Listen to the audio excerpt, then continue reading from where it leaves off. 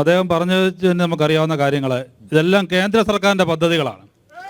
MP-യെ സംബന്ധിച്ച് ഒന്നും ചെയ്യാനായിട്ട് സാധിച്ചിട്ടില്ല. ഇപ്പോൾ ജൽജീവൻ മിഷൻ പദ്ധതി പറഞ്ഞു. രാജ്യത്തെ 12 കോടി സാധാരണക്കാരൻ്റെ വീടുകളിലേക്കാണ് പൈപ്പ് വഴി വെള്ളം എത്തിച്ചു കൊടുത്തത്. കേന്ദ്ര സർക്കാരിൻ്റെ പദ്ധതിയാണ്. പിന്നെ അദ്ദേഹം പറഞ്ഞു കേന്ദ്രീയ വിദ്യാലയങ്ങൾ കൊടുത്തുവന്ന്. മോദി സർക്കാർ കൊടുത്താണ് ഇവിടുത്തെ കേന്ദ്രീയ വിദ്യാലയങ്ങൾ. ഏറ്റവും അവസാനം കോന്നിയിലാണ് ഏറ്റവും വലിയ കേന്ദ്രീയ വിദ്യാലയം നൽകിയത്. മോദി സർക്കാർ കൊടുത്ത ഇവിടെ ഈ ജില്ലാ ആസ്ഥാനത്ത് തന്നെ മനോഹരമായിട്ടുള്ള FM സ്റ്റേഷൻ കൊടുത്തു. മോദി സർക്കാർ കൊടുത്തു. അത് വരുന്ന ഉടൻ തന്നെ ആന്റണി പത്രസമ്മേളനം നടത്തി അദ്ദേഹത്തിൻ്റെ പദ്ധതിയാണെന്ന് പറയാം. 8 കാലി മമ്മൂഞ്ഞിനെ പോലെ എല്ലാത്തിൻ്റെയും പിതൃത്വം അദ്ദേഹം ഏറ്റെടുക്കുകയാണ്. കോന്നി മെഡിക്കൽ കോളേജിന് 169 കോടി രൂപ കൊടുത്തത് കേന്ദ്ര സർക്കാരാണ്. ഇതെല്ലാം കേന്ദ്ര സർക്കാർ ഇവിടെ കൊടുത്തു. അദ്ദേഹം പിന്നെ പറഞ്ഞു ദേശീയപാതയുടെ കാര്യം പറഞ്ഞു. ദേശീയപാതയ്ക്ക് പണം കൊടുത്ത മോദി സർക്കാരാണ്. ഈ ആന്റണി ഇവിടെ ഒന്നും ചെയ്തിട്ടില്ല എന്നുള്ളതാണ് സത്യമായിട്ടുള്ള കാര്യം. അദ്ദേഹം ആകെ ചെയ്യുന്നത് ചില വെയിറ്റ് ഷെഡുകൾ സ്ഥാപിക്കും. പത്തനംതിട്ടയിലോട്ട് പോയി കഴിഞ്ഞാൽ നമുക്കറിയാം. ഇവിടെ വിവരാവകാശ പ്രവർത്തകരെ അതിനെ സംബന്ധിച്ചുള്ള കണക്കുകൾ നോക്കിക്കഴിഞ്ഞപ്പോൾ 22 ലക്ഷം രൂപയാണ് വെയിറ്റ് ഷെഡിന് വാങ്ങിച്ചിരിക്കുന്നത്.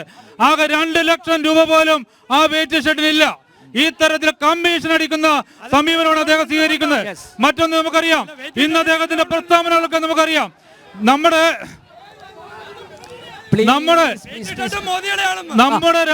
മോദിയുടെ ആണെങ്കിലും അതിന്റെ കമ്മീഷൻ അടിച്ച ആന്റണിയാ. മോദി ഇവിടെ 2 ലക്ഷം രൂപയുടെ വെയിറ്റ് ഷെഡ് സ്ഥാപിച്ചിട്ട് അത് 21 ലക്ഷം രൂപയാണെന്നാണ് ആന്റണി പറഞ്ഞിരിക്കുന്നത്. അതേപോലെ അദ്ദേഹം ഇന്ന് പറഞ്ഞിരിക്കുന്നു ഇവിടുത്തെ ജവാന്മാരെ അപമാനിക്കുന്ന പ്രസ്താവനയാണ് അദ്ദേഹം നടത്തിയിരിക്കുന്നത്. പുൽവാമയിലെ ഭീകരാക്രമണം നടത്തി അവിടെ നമ്മുടെ രാജ്യത്തിന്റെ അതിർത്തി കാത്തു സൂക്ഷിച്ച ജവാന്മാർ മരണപ്പെട്ടപ്പോൾ അത് പാകിസ്ഥാൻ ചെയ്തതല്ല എന്നുള്ള പ്രസ്താവനയാണ് അദ്ദേഹം നടത്തിയിട്ടുള്ളത്. ഈ രാജ്യദ്രോഹിയായിട്ടുള്ള MP-യെ കാൽത്തുറുകിൽ അടക്കണമെന്നാണ് ഇവിടെ ഭാരതീയ ജനതാ പാർട്ടിയോട് ആവശ്യപ്പെടാനായിട്ടുള്ളത്. ഇത്തരത്തില് ജനങ്ങൾ വോട്ട് വാങ്ങിച്ചുകൊണ്ട് പോയിട്ട് രാജ്യത്തിൻ്റെതായിട്ടുള്ള പ്രസ്താവനയാണ് ഈ MP ഇവിടെ നടത്തിക്കൊണ്ടിരിക്കുന്നത്. യാതൊരു വികസന പ്രവർത്തനങ്ങളും ഇവിടെ ഉണ്ടായിട്ടില്ല. ഇവിടെ എന്തെങ്കിലും ഉണ്ടായിട്ടുണ്ടെങ്കിൽ അത് മോദി സർക്കാർ കൊടുത്തിരിക്കുന്ന വികസന പ്രവർത്തനങ്ങൾ മാത്രമാണ്. മോദി സർക്കാരാണ് ഈ രാജ്യത്തെ ജനങ്ങൾക്ക് വേണ്ടി മുന്നോട്ട് വരുന്നത്.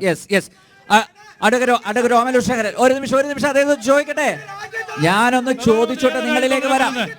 രാജ്യത്തുള്ളവരെ കൊന്ന് നിങ്ങളാണ് രാജ്യത്തുള്ളവരെ കൊല്ലുന്നത്.